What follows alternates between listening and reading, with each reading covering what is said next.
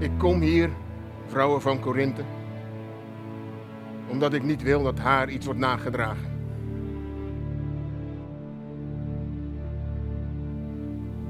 Je kan geen eerlijk oordeel verwachten van mensen die je bij de eerste aanblik al willen haten.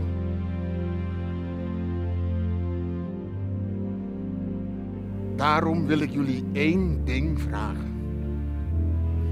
Wanneer zij zich uit woede voor wat haar is aangedaan, zich zou willen wreken op het systeem, op het ieder die haar in de kou heeft laten staan, op mij.